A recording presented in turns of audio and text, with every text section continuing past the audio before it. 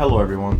This video is aimed towards the black community. Anybody is welcome to watch this video, but I just want to have a conversation with that community specifically. Not because I want to single them out, but black people always like to separate themselves from the other types of people, and I'm not exactly sure why. Oh wait, I do know why. Slavery. The only word that's suitable to explain slavery is unforgettable. However, that shouldn't be mistaken as unforgivable. Understand something. It was an unnatural disaster because it was created by man. The ignorance of man gave them the confidence to deem one race superior than all the others. Anybody who has an open mind understands that slavery was inhumane.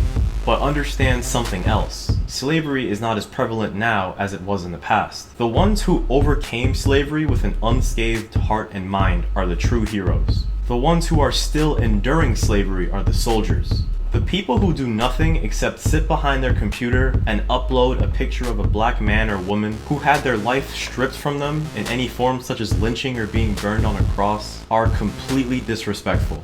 You are not supposed to parade the dead. You honor them and let them rest.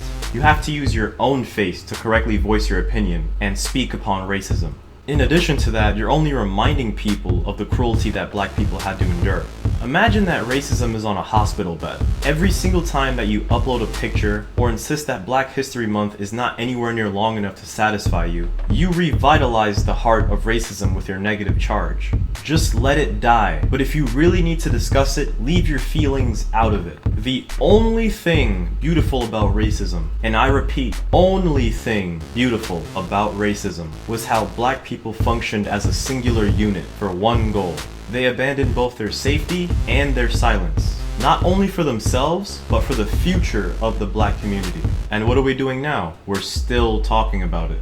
There's no problem with taking pride in the fact that your ethnic group endured such a devastating trial. But what I don't understand is, why do the black people that have never been slaves themselves take the credit for the ones that actually bared the title? If you actually want to put an end to slavery, make progress. Don't record yourself cursing at any elderly man or woman who won't let you sit next to them. You're only aiding their point. If that one person's opinion matters to you so much that it can emotionally excite you, show them that you are above their expectations. Show them that black people are more than stereotypes, statistics, and trends. Before all the swag, before people thought gangs were cool, black people consisted of inventors, thinkers, motivators. Like with music, for example. Black people invented rock and added a lot of style to hip-hop. Eminem is an amazing rapper, no doubt. And personally, I think G-Eazy is superb. I don't even have to spend time mentioning the greats such as Biggie and Tupac. But sadly, the rich culture that being black had has now been reduced to only two categories. The ones that are able to live outside of their skin, and the ones that are still hung up on the fact that I mentioned white rappers first. I don't mean to sound corny, but our trial is still not over.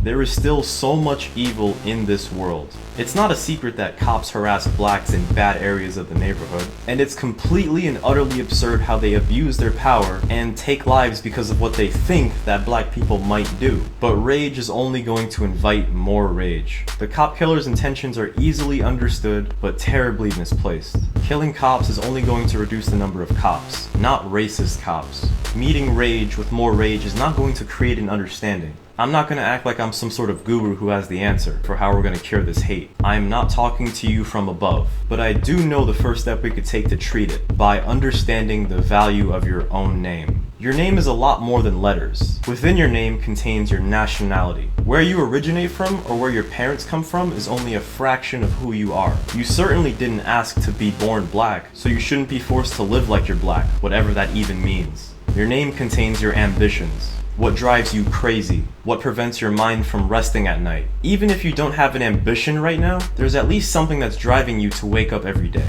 And if there isn't, so what's up? Chill with me, it don't matter. Your name stores the memories you make.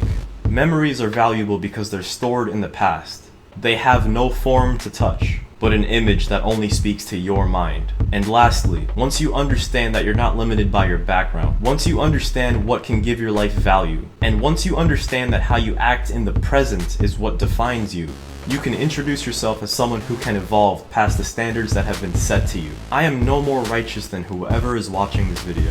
You are so much more than one black life. You are a human being that can always add value to their surroundings. If I made you angry, good. Anger is an emotion that's meant to boil your motivation. Always apply your motivation to a good cause. I regret to say that the malice is not mutual. If you weren't so adorable, I'd be angry at you too.